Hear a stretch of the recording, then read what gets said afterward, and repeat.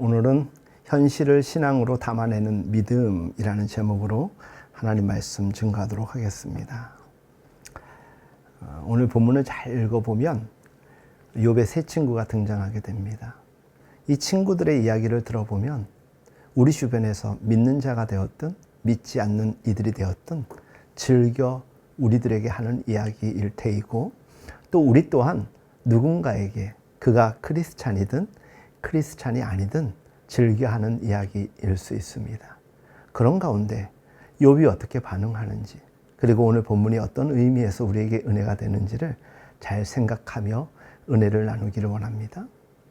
첫 번째 친구 엘리바스가 나와서 도덕률에 근거한 이야기를 하며 욥을 책망하지요.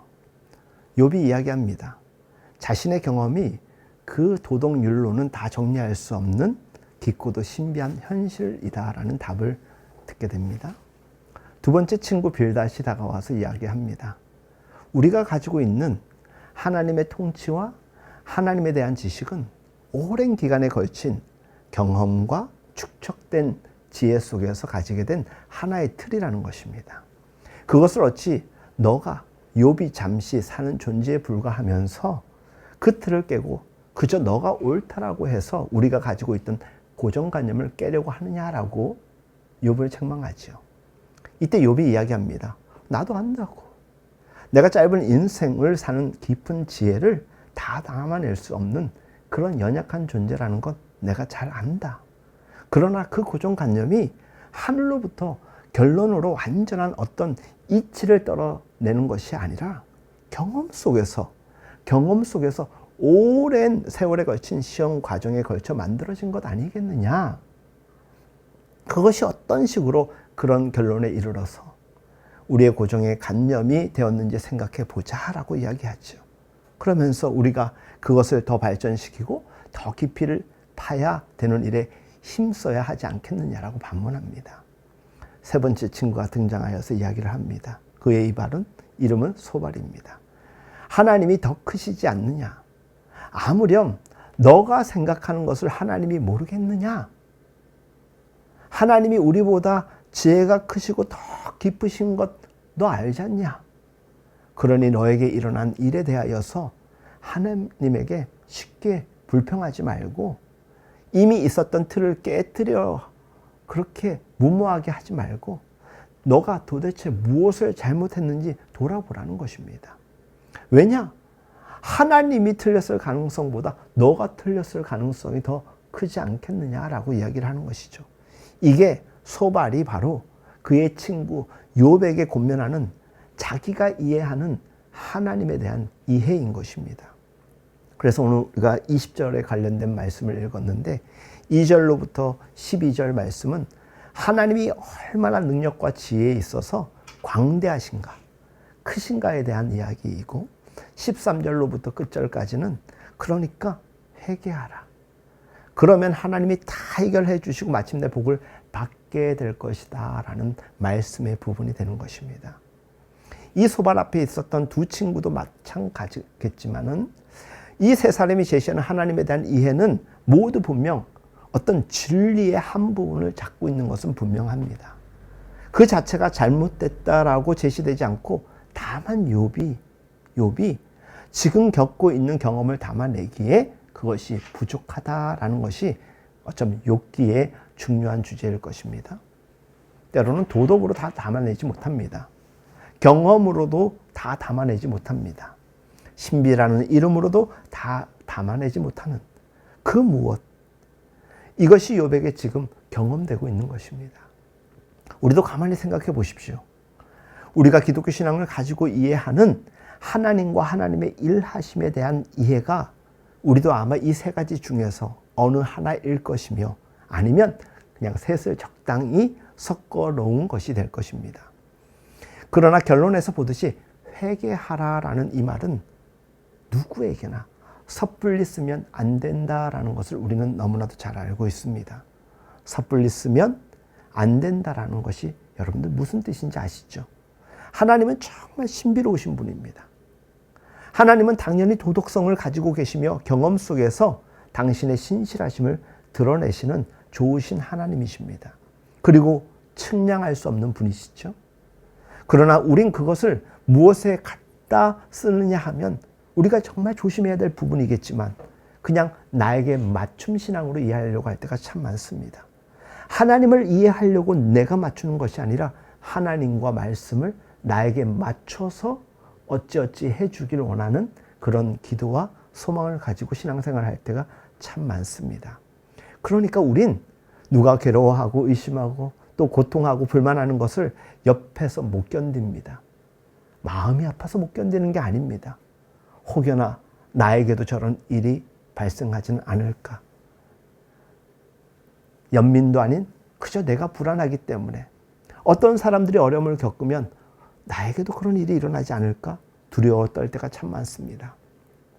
여러분들, 우리가 정말 완전하고 충만하다면 옆에서 누가 불만을 토로하거나 비명을 질러도 아마 큰 변화는 없을 것입니다. 근데 우리 스스로가 아슬아슬한 얼음판 위를 걷고 있는 심정이라면, 그런 상황에 놓여 있다라면, 옆에서 누군가가 넘어지면 그 여진이 가차없이 우리에게도 다가옵니다. 그래서 우리는 붙듭니다. 하나님을 붙듭니다. 안 하던 기도를 합니다. 잠시 쉬었던 교회 봉사 헌신, 심지어는 물질까지도 모아서 내기까지 합니다. 왜? 불안하니까, 힘드니까. 저 재앙이 나에게도 오지 않을까 두려워 떨며. 하지만 여러분들 꼭 이해하십시오. 하나님이 마치 우리에게 벌 주려고 주는 것처럼 보이는 재앙은 그런 심판의 꼭 결과물이 아니라는 것입니다. 때로는 사랑의 연단의 도구가 될 수도 있고, 또 우리가 무언가에 대한 정말 반성과 그것을 통하여서 변화되기를 원하는 하나님의 가슴 저린 우리를 향한 마음일 수 있다는 것입니다. 그게 우리 인생입니다. 우리는 지금 그 싸움을 하고 있는 것입니다. 잘 생각해 보십시오. 13절부터 마지막 절까지 회개하라인데, 회개가 무엇입니까? 안심하고 확인하는 것이 아닙니다. 회개란 무엇이냐? 내가 아는 길, 내가 확실한 길, 그거 잠시 접고 하나님께 모든 걸 맡기는 것입니다. 그래서 회개를 돌아선다라고 우리는 원어적으로 해석하지 않습니까? 예수로 인한 구원에서의 회개라는 것이 맨 처음 예수를 믿는 것과 함께 요구될 때 길을 돌이킨다라는 개념에서 우리에게 많이 알려져 있습니다. 그 길을 돌이킨다라는 것이 하나님을 모르던 인생에서 이제는 하나님의 통치 아래 내가 순종할 수밖에 없는 그런 개념으로 바뀌는 것입니다. 그러나 우리가 사실 따지고 보면 이 돌이킴이라는 것이 우리에게 무엇으로 제일 많이 이해되느냐?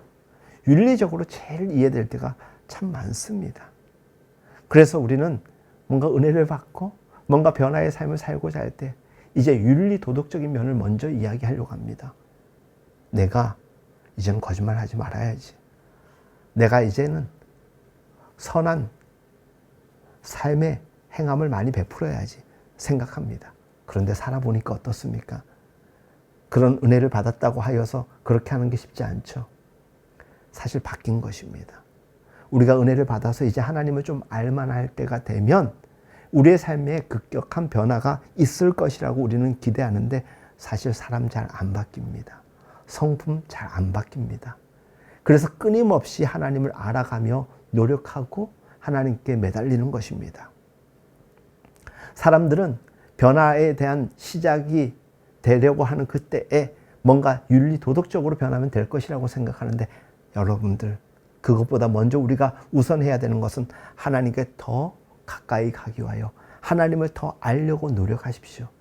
그리고 모호한 표현이지만 하나님께 순종하려고 노력하시고 말씀을 지키려고 노력하십시오.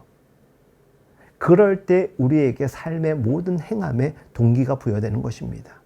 그러나 우리는 대부분 이런 신앙의 본질로 더 깊이 들어가지 아니하고 삶의 변화를 두고, 행함의 변화를 두고만 우리의 은혜의 깊이와 넓이에 대하여서 이해하려고 참 많습니다. 하나님은 사랑이고 하나님은 거룩입니다. 하나님은 우리가 하나님을 닮아가기를 원하십니다. 하나님을 닮아가고자 하는 자는 하나님을 사랑하는 자입니다. 하나님을 두려워하는 사람입니다. 그 마음이 있을 때 우리는 하지 말아야 될 것을 하지 않게 되는 것이고, 해야 될 것에 대한 거부감 없이 기쁨으로 감당하게 되는 것입니다. 그런데 우리는 애써 외면을 할 때가 참 많습니다. 더 깊은 신앙의 본질에 대한 질문이나 갈등이 되지 않도록 우리가 조마조마하게 예수를 믿고 사는데 누가 옆에서 당장 소리라도 지르면 우리 스스로가 움츠려지고 두려워 떨 때가 많습니다. 여전히 우리는 신앙에 있어서 믿음에 있어서도 불안정한 존재일 수밖에 없는 그러한 모습이 드러나는 것이지요. 우리 기독교가 한창 부흥될 때 우리 기독교인들은 교회는 아주 자신감이 넘쳤습니다.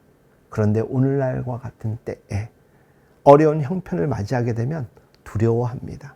그게 바로 문제입니다.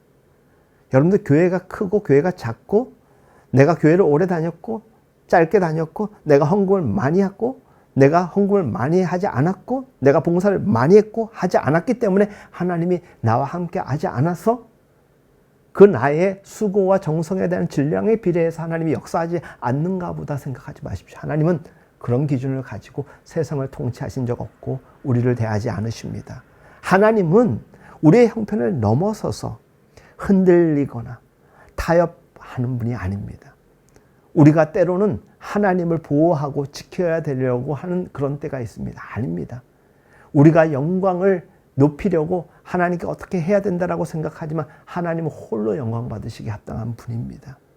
고작 우리의 행함의 그 어느 정도를 가지고 마치 대단한 것을 했다라고 교회 안에서 믿음 안에서 얼마나 교만한 사람들이 오늘 시대 교회 안에서 활보하는지 모릅니다. 우리는 그분의 전능하심, 신실하심, 그리고 선하심에 대하여서 우리는 굳은 고백을 하고 있습니다. 우리는 사실 그 근본적인, 그 본질적인 것으로 우리의 위안이 되거나 힘이 되기보다는 밖에 있는 환경에 의하여서 우리가 흔들리고 좌우될 때가 참 많지 않습니까? 제 말이 틀리지 않지 않습니까? 믿음이 강력하다라면, 분명하다면 세상이 우리를 요동치게 하여도 흔들리지 않을 수 있는 분명한 이유가 하늘로부터 우리에게 제시되는 것입니다. 그런데 우리는 믿음이 있다라고 고백을 하고 오늘도 어쩌면은 하나님이 내게 은혜를 주셨구나 감사함으로 예배를 마치고 나가지만 우리는 이내 불안에 떨 수가 있습니다. 그때 생각하십시오. 아, 나는 내 현실을 내가 믿음으로 감당하지 못하고 있구나. 그때 하나님께 기도하는 거예요. 하나님, 내 믿음이 현실을 감당할 수 있도록 내 믿음의 깊이와 넓이를 충만케 하여 주옵소서. 기도하면 하나님이 들어주실 것 아닙니까? 그런데 우리는 그런 본질적인 기도보다는 하나님, 저런 문제, 저런 상황들 제게 오지 않게 해주세요. 현실을 해결해 달라고 하나님께 기도합니다. 그러나 보다 중요한 것은 내 믿음을 강화시켜 달라는 기도를 해야 되는 것입니다. 그래서 오늘 말씀의 제목이 바로 우리가 현실을 신앙으로 담아낼 수 있는 믿음이 우리에게 필요한데 그렇지 못할 때는 분명 우리는 자꾸 하나님을 탓하고 현실을 탓할 때가 많습니다. 스스로를 탓하십시오. 그것이 차라리 하나님의 방법에 이룰 수 있는 더 근원적인 방법이 될 것입니다. 실제 삶에 있어서도 우리의 믿음을 보면 하나님 앞에 와서 도대체 우리가 무엇을 구하는지 참 아리송할 때가 참 많습니다. 그저 내 불안, 내 의심, 내 모호함을 없애달라고 기도할 때가 많죠. 정작 하나님을 더 알게 해달라고. 이런 상황에서 내 마음의 안정과 평안을 내가 간구하기보다는 왜 내가 이런 상황에서 흔들리고 있는지를 하나님께 물어보자는 것입니다. 그럼 하나님이 답을 주시겠죠. 오랜 믿음 시간이 있었음에도 불구하고 신앙생활을 했음에도 불구하고 하나님에 대해서 더 아느냐? 그러면 꼭 그렇다고 할 수 없는 그런 이상한 신앙을 우리가 가질 때가 참 많습니다. 변론 아닌 변론을 하나님 앞에서나 교인들 앞에서 하는 이들 참 많습니다. 신앙이 좋은 사람일수록 자기를 돌아보는 것이지 상황과 남을 탓하지 않습니다. 거기에 바로 우리가 오늘 본문을 통하여서 보게 되는 욥의 거룩한 도전이 있는 것입니다. 지금 이 욥의 삶을 통하여서 이 본문의 말씀을 통하여서 이 신비로운 것은 하나님을 우리가 다 이해하고 측량할 수 없다라는 데 초점을 가지고 있습니다. 그런데 욥의 세 친구는 자기가 알고 있는 이해 측면에서 욥을 한정시키려고 합니다. 욥이라고 해서 자기가 뭔가 잘못한 거 모르겠습니까? 그럼에도 불구하고 그것을 뛰어넘는 무언가 하나님의 인도하심과 의도하심이 있다 믿기 때문에 그는 하나님 앞에 엎드리는 것이고 무릎을 꿇는 것입니다. 하나님이 아브라함에게 뭐라고 말씀하셨죠? 이삭을 내게 바치라. 아니, 백세에 준 그 이삭을 바치라는 그 하나님의 냉정함 속에 우리는 어떻게 우리의 현실 속에서 해석을 해야 될까요? 분명 우리는 내 일이 아니라 아브라함의 일이니까 만약에 아브라함이 순종하지 아니하고 이삭을 드리지 않았다면 저렇게 불순종하니까 뭐라 하겠죠. 근데 순종합니다. 그리고 믿음의 조상으로 하나님께서 축복합니다. 내 일이 아니니까 그렇게 쉽게 믿어지는 것입니다. 만약 우리 가운데서 그런 일이 벌어졌다고 생각해 보십시오. 아니, 하나님이 정말 여러분들에게 그 음성이 들렸습니다. 너의 자녀 하나님께 드리라고. 그래서 교인들에게 이야기를 했습니다. 얼른 드리세요. 하나님이 원하시나 봐요. 이렇게 얘기하는 사람보다는 아마 아니 정말 하나님이 그러셨다는 거예요? 잘못 들은 거 아니에요? 이상한 소리에 홀린 거 아니에요? 우리 그렇게 이야기하지 않겠습니까? 어떻게 하나님께서 세상에서 가장 귀하게 주신 이 선물, 이 자녀를 내놓으라고 하실 수 있습니까? 그렇게 얘기하지 않겠습니까? 그러면서 우리는 이구동성으로 이야기할 겁니다. 어떻게 하나님이 그러실 수가 있느냐라고. 이게 바로 일반적이고 대다수의 반응입니다. 그러면서 우리는 정죄하기까지 합니다. 분명히 당신이 뭔가 잘못했기 때문에 하나님이 그와 같은 엄청난 요구를 하실 거이니 순종밖에 답이 없는 것이라고. 그런데 그걸 일어나고 요구하셨다라면 우리는 진지하게 고민하고 기도하며 무엇보다도 중요한 거 기다려야 됩니다. 순종하며 기다리는 거예요. 우리는 성경을 통해서 결과를 아니까 쉽게 수긍하지만 그게 내 현실이라고 생각하면 우리는 믿음으로 그것을 담아내기 어려울 때가 분명 많을 것입니다. 이삭을 잡기 전에 그만해도 된다라고 하셨으니까. 거봐라, 내 그럴 줄 알았다. 이건 영화를 다 본 사람들, 드라마를 다 본 사람들이 할 수 있는 쉬운 표현이지 당장 그 당사자가 나라면 그렇게 얘기할 수 있겠습니까?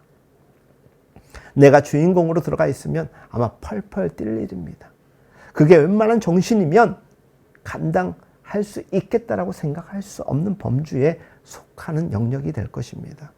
그런 겁니다.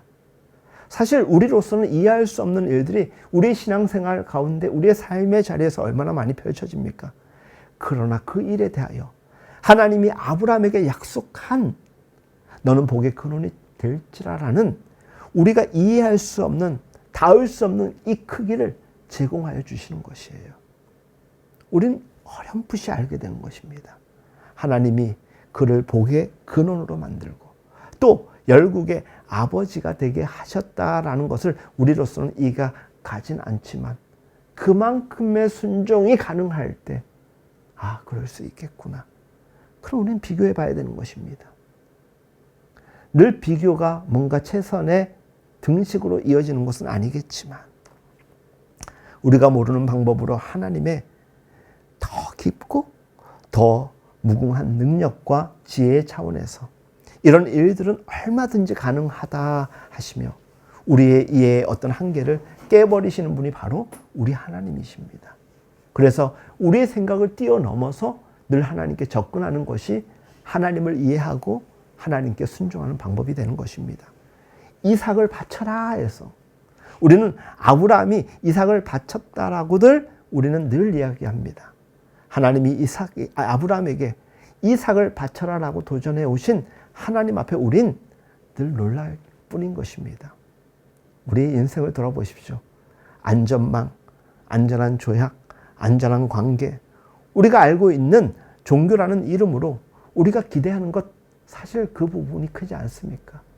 하나님 믿으면 내 삶이 안정되겠지, 평안하겠지, 위태롭지 않겠지.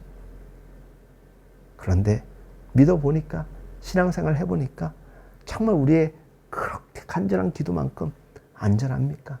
평안합니까? 그렇다면 그것이 저주입니까? 징벌의 하나의 결과입니까? 아니지 않습니까? 우리가 기대하고 요구하는 그 한계를 벗어나서 언제나 확 열려져 있는 그 마음으로 하나님을 바라보시면 어쩌면 욥처럼 우리는 하나님께 더 깊이 다가갈 수 있고 큰 은혜의 자리에 설 수 있게 될 것입니다. 자주 여러분들과 나누지만 로마서 5장 말씀, 어쩌면 욥기 주제와 시야에서 일맥상통하는 것 같습니다. 그러므로 우리가 믿음으로 의롭다 하심을 받았으니 우리 주 예수 그리스도로 말미암아 하나님과 화평을 누리자. 또한 그로 말미암아 우리가 믿음으로 서 있는 이 은혜에 들어감을 얻었으며 하나님의 영광을 바라고 즐거워하느니라. 그리고 뭐가 나와요? 3절에 다만 이뿐 아니라 우리가 환난 중에도 즐거워하나니. 환난 중에도 즐거워하나니. 환난은 인내를, 인내는 연단은 소망을 이룰 줄 알미로다. 아멘이죠? 어떻게 환난이 우리의 소원을 이루어요? 성경은 분명히 우리에게 제안합니다.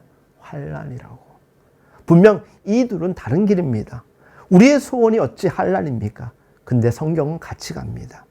동행하고 있습니다. 우리 생각에 환난은 망하는 것입니다. 막히는 것이고 꺾이는 것입니다. 죽어가는 길입니다. 그런데 어떻게 영광의 소망을 이룬다라는 것입니까? 쉽게 말해서 돈과 설을 어떻게 묶을 수 있겠습니까? 그러나 하나님이 그렇게 하신다라는 것입니다. 우리는 때로 너무 쉽게 믿으려고 할 때가 참 많습니다. 쉽게 믿는 가장 큰 이유는 기독교 신앙이 그저 나 좋은 신앙이 되기 때문입니다. 기복 신앙이면 안 되는 것입니다. 나 좋은 신앙, 나 편한 것, 내 만족을 극도로 채워주는 그게 어떻게 신앙이라고 우리가 이야기할 수 있겠습니까? 타 종교는 그런 영역의 접근법이 있지만 기독교는 이미 주신 은혜로 말미암아 우리가 하나님께 보답하는 인생으로 살아가는 것입니다. 그게 은혜의 빚진 자인 것입니다. 하나님은 우리에게 먼저 은혜를 베풀어 주셨습니다. 그러니 더 요구할 것이 없습니다. 이미 너무나도 큰 측량할 수 없는 바다를 먹물 삼아 쓰고 써도 너무나도 많은 것들로 고백할 수밖에 없는 그 하나님의 은혜를 우리가 입은 것 아닙니까? 누구에게 감당 못할 일이 일어나면 우리는 서로 놀랍니다.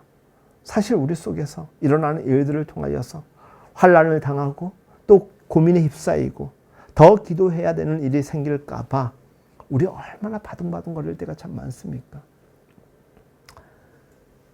우리가 어떻게 해가지고 일어나는 일보다 우리와 무관하게 펼쳐지는 것이라고 여겨지는 삶의 전개가 훨씬 많습니다. 왜 나에게 이런 일이 벌어졌을까 생각되어질 때가 많죠. 그 고민이 길어지면 길어질수록 하나님에 대한 회의만 클 뿐이십니다. 그러니 우리가 일찍 하나님이 주신 지혜와 능력으로 깨달아 알아야 되는 것입니다. 그리고 이겨내라, 감당해라가 아니라 받아들이라는 것입니다. 처참하게 쓰러지고 눈물 콧물 흘리더라도 실패했더라도 하나님의 뜻을 받아들이라는 것이죠. 웃기는 이야기지만 사람들은 그거 모면하려고 조금 전에도 말씀드렸지만 두려워서 봉사하고 헌신하고 안 하던 헌금도 하는 이들도 얼마나 많은지 모릅니다. 예수 믿는 것, 신자들이 그 깊이와 무게와 그 신비를 아는 사람은 사실 의외로 적습니다. 저는 여러분들과 하나님을 깊이 알아갔으면 좋겠습니다. 우리가 고백하고 아는 하나님보다 우리가 고백할 수 없고 모르는 하나님의 그 깊이와 그 넓이가 얼마나 대단한지 모릅니다. 여러분이 잘못하고 있다는 얘기 아닙니다. 지금 잘하고 계십니다. 그럼에도 우리가 하나님이 여러분이 이해하고 붙들고 있는 것보다 훨씬 크다는 것을 날마다 그래서 신앙의 연수가 더해갈수록 측량할 수 없는 하나님에 대하여 더 접근하게 되는 것입니다. 야, 교회를 10년, 20년, 30년 다니다 보니까 이제는 하나님을 알 만큼 알아. 그거 사꾼입니다. 오래, 깊이, 열정적으로, 신중하게, 더 깊이 있게 기도하면 할수록 하나님은 정말 크신 하나님을 우리는 알게 될 것입니다. 하나님이 누구시냐? 우리는 단 한마디로 예수 그리스도의 아버지 아니십니까? 예수 그리스도의 아버지라는 이 말의 의미가 빌립보서에 담겨져 있습니다. 너희 마음에 이 마음을 품으라는 것입니다. 곧 그리스도 예수의 마음이니 그는 근본 하나님의 본체시나 하나님과 동등됨을 취할 것을 여기지 아니하시고 오히려 자기를 비워서 종의 형체를 가지사 사람들과 같이 되셨고 사람의 모양으로 나타나서 자기를 낮추시고 죽기까지 복종하셨으니 곧 십자가에 죽으심이라. 죽어버리셨습니다. 죽는 건 끝장 아닙니까? 부정의 끝, 패망의 끝, 그리고 모든 것의 끝, 그게 바로 죽음입니다. 그 죽음으로 말씀을 이렇게 이어가고 있습니다. 이러므로 하나님이 그를 지극히 높여 모든 이름 위에 뛰어난 이름을 주사 하늘에 있는 자들과 땅에 있는 자들과 땅 아래에 있는 자들로 모든 무릎을 예수의 이름에 꿇게 하시고 모든 입으로 예수 그리스도를 주라 시인하여 하나님 아버지께 영광을 돌리게 하셨느니라. 하나님의 영광의 결실을 한다라는 것입니다. 죽음이 자기를 비우고 종이 되고 순종하여 죽는 것이 영광으로 가는 것입니다. 우리는 이런 하나님을 사실 이해하기 어려울 때가 참 많습니다. 그저 눈에 보이는 사실을 볼 뿐입니다. 예수 그리스도의 순환과 부활에서 그 죽음과 승리가 손을 잡는 것을 우리는 보아야 합니다. 빌립보서 2장 1절에 그러므로 그리스도 안에 있는 무슨 권면이나 사랑의 무슨 위로나 성령의 무슨 교제나 긍휼이나 자비가 있거든. 기독교 신앙의 가장 중요한 일할 때 그리고 하나님의 함께 하심을 우리는 분명히 기억해야 됩니다. 그것은 우리가 아는 승리의 확인과 힘과 그래서 결과의 영광으로 가는 그런 순서를 밟지 않는다는 것이죠. 하나님은 어떤 분이냐? 이 옳은 길, 하나님께 순종하는 길, 자신을 버린 길들로 우리를 죽여서 영광으로 끌고 갈 것입니다. 그런데 우리는 살아 있습니다. 얼마나 감사한지 모릅니다. 더 해야 될 일이 많이 남았다는 것입니다. 가끔 이런 생각 해보셨습니까? 차라리 그냥 죽여주십시오라고. 아직 죽으면 안 되는 이유가 있는 것일 수도 있는 것 아니겠습니까? 아직은 죽기에는 뭘 몰라요. 이렇게 죽다간 정말 큰일 날 것 같아서 하나님이 힘들고 고생스럽지만 그 생명을 연장해 주실 때는 그 이유가 있겠지라고 어떻게든지 하나님께 나아가 보십시오.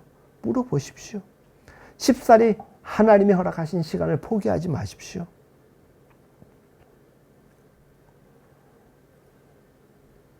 우리의 인생에 가느다란 그 선을 그어서 하나님을 이해하려고 하지 마시고 얼마든지 하나님이 가라시면 반대편 끝까지 왕복하는 한이 있더라도 언제나 하나님이 원하심에 대하여서 우리가 초점을 맞추고 이해하려고 노력해야 될 줄로 믿습니다.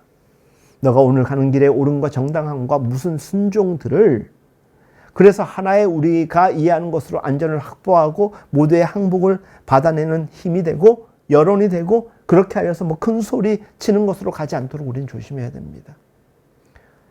여러분 모두 신앙생활을 하다 보면 제가 아는 한 제가 경험한 신앙의 가장 큰 시험과 같은 것이 언제나 내가 옳다라는 것입니다. 언제나 하나님 앞에 간절한데 그 간절한 상황에서도 자기를 꺾지 않습니다. 베드로가 예수님께 쓰임받았던 이유 그 출발점의 단 하나의 사건입니다.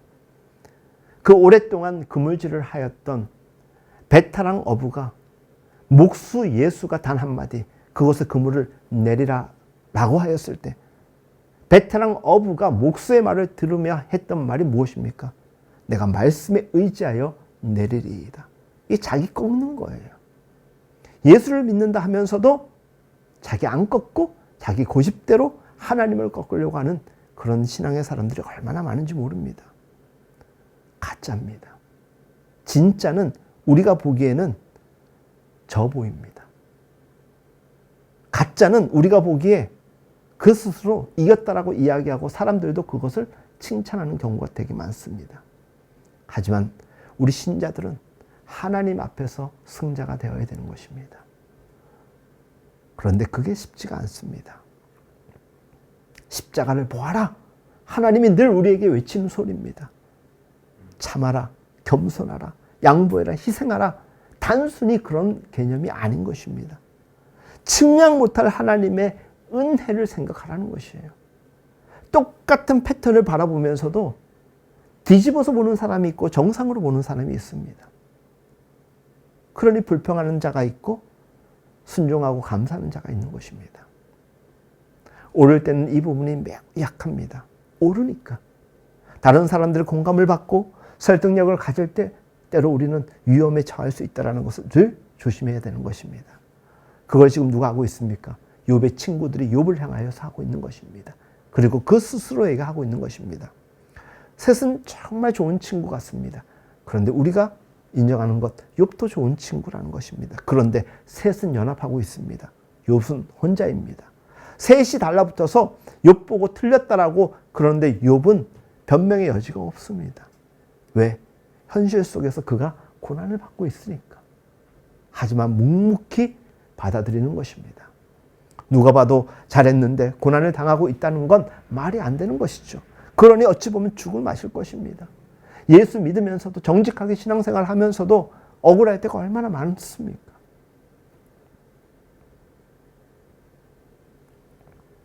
그러나 욥은 그들이 하는 얘기, 그들의 어떤 도덕률, 그들의 경험이나 그들의 신비에 관한 이해들을 욥이 모르는 것 아닙니다. 그들이 얘기하는 주장관에 대하여서 욥이 경험이 없는 것도 아닙니다. 그것이 해결되지 않는 그 이상한 데 붙잡혀 있는 그런 상황일 뿐인 것입니다. 그래서 찾는 것입니다. 묻는 것입니다. 누구에게? 하나님에게. 상황을 만드시고 펼치시는 분도 하나님이시기에 하나님을 통하여서 답을 찾는 것입니다. 그 친구 셋의 이야기를 무조건 무시하지 않았을 것입니다. 참고는 하겠다라는 것입니다. 하나님의 뜻을 내가 먼저 찾아보겠다라는 것에 있어서 너희들의 말, 조언 감사하지만 내가 참고하겠다라는 것이죠. 그러면서 하나님께 모든 것을 던지는 것입니다. 오늘 설교 초반에 해결하는 것 무엇입니까? 내가 가고 싶은 길, 내가 선택하는 것이 분명 있지만 하나님께 맡기는 것입니다. 하나님, 내가 어떻게 하기를 원하십니까? 하나님께 방법을 찾는 것이죠.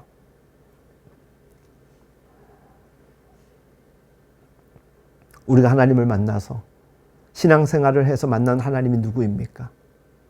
보통 생각을 우리가 중단하면 때로는 우리는 하나님에 대해서 엉뚱하게 그리고 설명할 때가 참 많을 수 있습니다.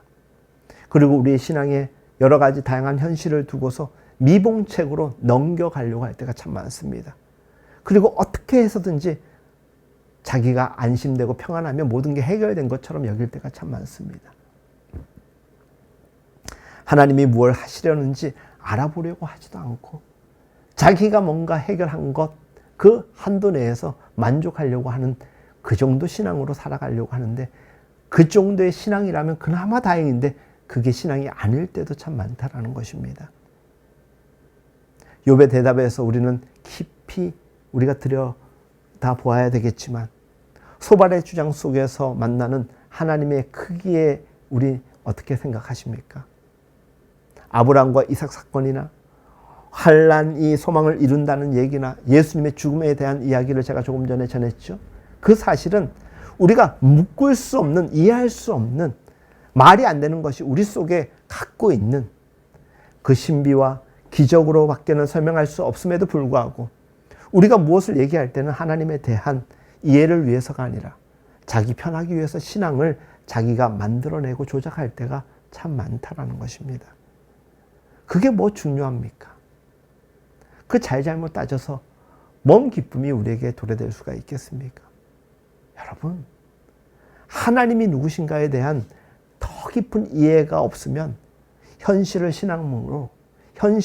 신앙으로 다 담아내지 못하는 결과가 초래되는 것밖에 되지 않습니다. 신앙으로 현실을 다 담아내지 못하면 책임을 누구에게 묻느냐? 사람에게 등지웁니다. 너 탓이야. 이런 일 때문이야. 그래서 그것을 때로는 전혀 모르는 사람에게 책임을 넘길 때도 있고 아는 지인에게 넘길 때도 있습니다.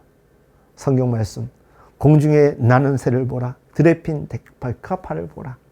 오늘 있다가 내일 아궁이에 던져지는 들풀도 하나님께서 이렇게 입히시거든. 하물며 너일까 보냐. 믿음이 적은 자들아. 우리는 이 말씀의 근처에도 가지 못할 때가 얼마나 많은지 모릅니다. 그래서 우리의 신앙은 참으로 알팍하게 보일 때가 많습니다. 현실에서 일어나는 부조리, 억울함, 그리고 무거움, 긴장, 막막함들, 하나님께 물어서 해결을 하라는 것이 아니라 하나님이 얼마나 큰가를 생각하라는 것입니다. 자꾸 우리는 신앙에 있어가지고 뭔가 해결하고 답을 찾으려고 합니다. 하지만 우리가 묻고 고민하는 그 자체로만으로도 얼마나 하나님에 대한 인정과 하나님의 크심에 대한 우리의 동의가 거기서 표현되는지 모릅니다. 자꾸 따지는 것은 하나님에 대하여서 알기 위한 따짐이 아니라 자기 마음에 대한 동의를 하나님께 얻어내려고 하는 마치 시위와 같은 것일 때가 참 많습니다. 우리의 실수, 한계, 무기력, 미련함, 무지까지 다 담아서 일하시는 그 하나님의 크고 넓으심, 우리 그거에 접근할 수 있어야 되는 것입니다. 끊임없이 하나님을 내가 알고 있는 그 하나님에 묶어둔 채 현실을 어떻게든지 묶어보기 위하여서 어떻게든지 짜맞춰 보려고 쥐어짜는 이제 그런 짓 그만해야 됩니다. 고린도후서 4장 말씀, 우리가 이 보배를 질그레 가졌으니 이미 이는 심히 큰 능력은 하나님께 있고 우리에게 있지 아니함을 알게 하려 함이라. 죽음과 생명이 손을 잡을 수 있다는 게 말이 됩니까? 예수님의 죽음을 몸에 짊어져서 예수의 생명이 나타난다라는 이 말은 여러분 곰곰이 생각해 보신 적이 있습니까? 어려우면 십자라고 생각하고 잘 되면 응답이라고 자꾸 그런 식으로 조잡하게 엮으면 안 됩니다. 예수 믿는 깊이와 진정한 신비는 또 신자라는 이름으로 살아가는 것은 우리의 인생과 현실을 늠름하게 살아야 될 그런 가운데서 하나님을 인정하고 하나님과 동행하는 것입니다. 그 하나님과 고난으로 같이 들어가는 것입니다. 아픔으로 같이 들어가는 것입니다. 환난 가운데서 소망을 품는 게 바로 그것입니다. 인내가 연단을 낳는 것 바로 그런 것이죠. 예수 믿는 깊이와 진정한 신비는 바로 이런 것입니다. 때로 우리가 분할 때가 참 많습니다. 내가 이렇게까지 하나님을 믿었는데 이렇게까지 살았는데 다 우리가 공로에 휘둘리는 것밖에 되지 않습니다. 예수 잘 믿는다고 해서 훈장 받는 것도 아니지 않습니까? 조금 전에도 말씀드렸듯이 이미 우리는 큰 은혜를 입은 사람들 아닙니까? 예수 믿는다라는 것. 우리가 우리를 그리스도인으로서 우리를 드러낼 수 있는 그 자기 정체성이 무엇인가 잘 생각해 보시기 바랍니다. 우리의 현실, 우리의 믿음의 그 갭 사이에서 믿음의 쪽으로 균형 감각을 찾아가는 것 결코 쉽지 않지만 그것이 하나님의 은혜를 아는 자의 선택과 집중과 결과로 나타나야 되는 것이죠. 그래서 현실과 자기 인생과 존재를 담아낼 마음의 용기, 그게 바로 무엇입니까? 신앙이라는 것이에요. 현실을 신앙으로 담아낼 수 있는 믿음 없으면 우리의 믿음을 무엇으로 우리가 이야기하겠다라는 것입니까? 사랑하는 여러분, 고린도후서 4장 7절 이하의 말씀 가운데 우리 살아있는 자가 항상 예수를 위하여 죽음에 넘겨짐은 예수의 생명이 또한 우리 죽을 육체에 나타나게 하려 함이라. 우리가 예수를 닮는다라는 것이 예수의 죽음에까지 우리가 동참하는 것입니다. 그리고 우리에게 부활의 성령의 능력으로 소망 가운데 이어지는 것이죠. 이제 말씀을 마무리하고자 합니다. 사랑하는 여러분, 예수 믿는 존재가 된다라는 것, 말처럼 쉬운 말이 아니지만 이것보다 우리가 인생을 살면서 거룩한 도전이 어디에 있겠습니까? 예수를 믿음으로 현실과 맞대결을 하십시오. 맞짱 뜨십시오. 하나님이 능력을 주실 것이고 지혜를 주실 것입니다. 도망가봤자 한다는 짓이 술, 담배, 쾌락 그런 것밖에 되지 않습니다. 그래서 해결되는 거 없고 더 망가질 뿐입니다. 지혜 있는 자는 하나님의 방법을 찾습니다. 하나님의 뜻을 구합니다. 그러기 위해 우리가 무엇을 합니까? 말씀을 더 깊이 알아가야 되는 것이고 더 기도해야 되는 것이고 더 내 몸을 꿇어서 하나님께 엎드리는 것입니다. 하나님의 욥에 대한 이 시련과 도전은 너무나도 큰 하나님이 누구신가에 대하여서 질문을 제기하는 것이고 욥은 그 가운데서 알아가는 것입니다. 하나님은 다만 옳고 그런 것을 판단하시는 하나님이시고 상을 주고 벌을 내리시는 하나님이시고 열심을 다하여서 기도하면 응답 주시는 그 정도의 하나님으로 욥은 생각하지 않을 수 있었던 그 차원 높은 신앙으로 나아갈 수 있었던 것은 그에게 동반되었던 삶의 모든 순간 희노애락, 기쁨, 감사뿐만이 아니라 절망과 공고함 속에서도 하나님을 신뢰하고 의지하였기 때문에 그가 결국 욥기 42장에 등장하는 말씀으로 서게 되는 것입니다. 근데 우리의 욕심은 무엇입니까? 그냥 42절로 훅 가고 싶습니다. 1장 1절에서 그냥 42절 끝절로 훅 가고 싶은 것입니다. 왜? 그 중간 대부분 고난이요 환난이요 아픔이기 때문에 그렇습니다. 그렇게는 하나님을 알 수가 없습니다. 그런 하나님도 아니시고요. 우리 인간 세계에 있어서도 사람이 다만 그 이해의 관계나 옳고 그런 것만으로 인간관계 맺지 않습니다. 인간이란 존재는 그의 관계에서 그의 삶에서 그것보다 훨씬 큽니다.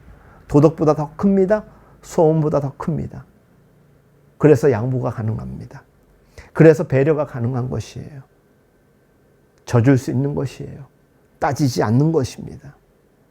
뭐가 이루어졌으면 좋겠다라는 건 다만 어떤 부자가 되는 것, 무슨 지위를 얻는 것, 건강이라는 이 소원이 그 사물로 비유되는 것이지 행복이라는 것과 연결되지는 않습니다. 부자 가운데서 절망 가운데 살아가는 이들이 얼마나 많습니까? 행복이라는 것이 무엇입니까? 진정 내적 자유함 아니겠습니까? 이 행복이라는 것은 어떻게 취하든지 그 결과와 그 과정에 있어서 쓰디쓴 상황을 맞이하면서도 웃을 수 있고 그 뭔가에 희미하게 보일지라도 소망을 가지고 살아가는 것 아니겠습니까? 이게 존재의 행복인 것입니다. 이것이 이 연약한 우리와 함께 하신 하나님의 신비한 역사인 것입니다. 우리의 이해로는 여전히 이해할 수 없는 것이 많기 때문에 여전히 이 설교마저도 답답하게 느껴지는 분이 있겠지만 여러분들 저를 믿으라는 것이 아니라 이 말씀을 우리에게 들려주신 하나님을 믿고 그 크신 하나님 앞에 여러분들을 던지실 수 있기 바랍니다. 하나님께서 우리를 그렇게 만드셨습니다. 우리에게 아버지가 되기로 하셨고 우리를 당신의 자녀로 삼으셨습니다. 그분이 우리에게 요구하는 것은 믿음입니다. 거룩입니다. 사랑입니다. 그 크기에 이제 우리의 영혼을 꺼내 들고 설 수 있기를 바랍니다. 그리하여 하나님을 아는 것이 무엇인지를 하나님 앞에 물어서 우리 삶에 제일 큰 영향을 미치고 위협인 세상과 현실을 이겨내는 사랑하는 여러분들이 되실 수 있기를 바랍니다. 하나님을 아는 기쁨, 그의 자녀로 사는 이 영광스러운 명예, 인생의 신비와 위대함, 그것을 살아갈 용기와 믿음과 기쁨과 자랑을 하나님께 나아가 구하십시오. 하나님이 주실 것입니다. 때로는 우리가 투쟁해야 될 때가 있는데 그때 바로 이런 때인 것입니다. 하나님께 강력하게 나아가서 요구하시면 하나님이 우리를 통하여 쟁취하게 하실 것입니다. 구하는 자에게 주신다라고 말씀하지 않았습니까?